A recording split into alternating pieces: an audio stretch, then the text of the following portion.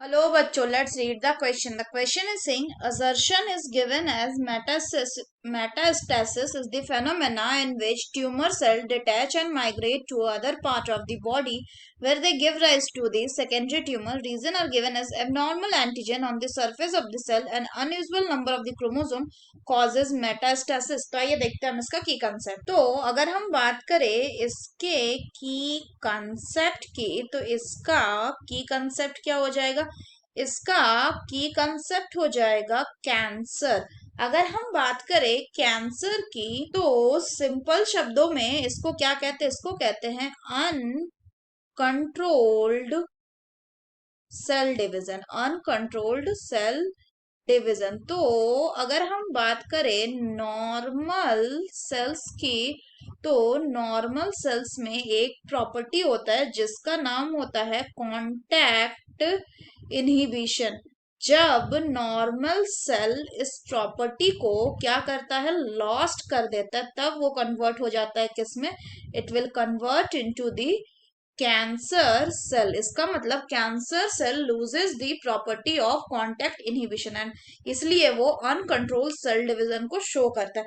Further अगर हम बात करें तो कैंसर कॉजिंग जो एजेंट होते हैं उनको क्या कहते हैं, उनको कहा जाता है कार्सिनोजेन। तो अगर हम बात करें कैंसर की, मेनली ये दो तरह के होते हैं। एक होता है आपका बिनाइन ट्यूमर। अगर बात करें बिनाइन ट्यूमर की तो ये कैसे होते हैं, ये होते हैं लोकलाइज्ड, यानी ये स्प्रेड नहीं करते, ये एक ही जगह पे प्रेजेंट होते हैं, जो इनका ओरिजिनल लोकेशन है वहीं पे।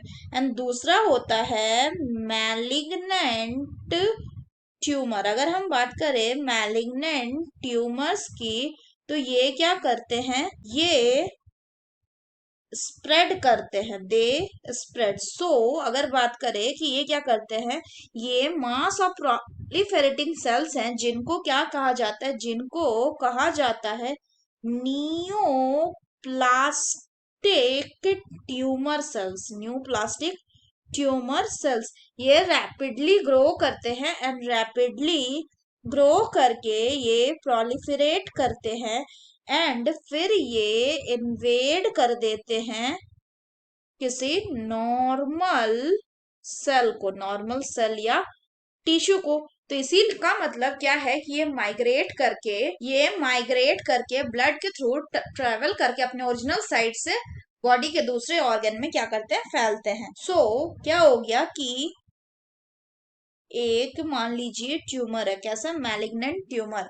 ये कोई एक ऑर्गन है, मान लीजिए ये लिवर है, यहाँ पे हुआ है, ये यहाँ से क्या हुआ, निकला, यहाँ प्रोलिफे यहाँ पे ये प्रोलिफरेट किया, ग्रो किया, उसके बाद ये यहाँ से टूट के निकला एंड ब्लड से होते हुए ये कोई दूसरा ऑर्गन है, ऑर्गन बी, इस ऑर्गन बी को इसने इफेक्ट किया।